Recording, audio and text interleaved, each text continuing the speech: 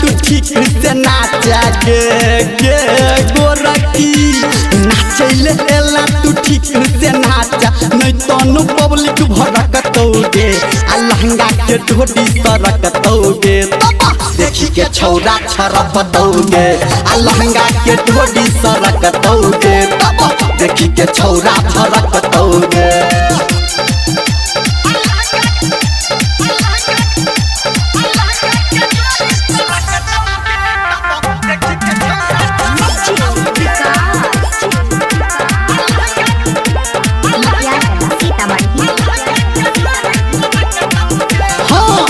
तोरेल जुटल छैगी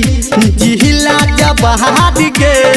आ अपना जवानी के गोरखी देखा दे बाजार गे तोरेल जुटल छैगी जिहिला जबहार गे आ अपना जवानी के गोरखी देखा दे बाजार गे झूला में तोरा खुला हाथ गे झूला में तोरा खुला हाथ के जमीन सबटा हरपतौगे आ लहंगा के ढोडी सरकतौगे तब देखी के छौरा छरपतौगे आ लहंगा के ढोडी सरकतौगे तब देखी के छौरा छरपतौगे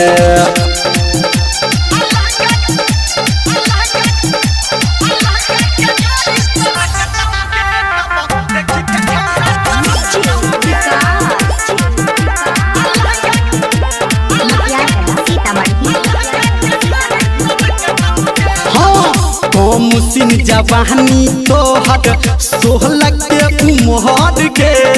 आ डीजे के बेस पे छौरी हिला ले कमर गे कमुसिन जवानी तोहर बहली छौ उमर गे आ डीजे के बेस पे छौरी हिला ले कमर गे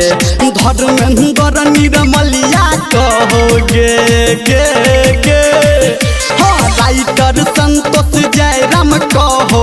सीना तोहर धड़कतौगे आ लहंगा के ढोडी सरकतौगे तब देखी के छौरा छरपतौगे आ लहंगा के ढोडी सरकतौगे तब देखी के छौरा छरपतौगे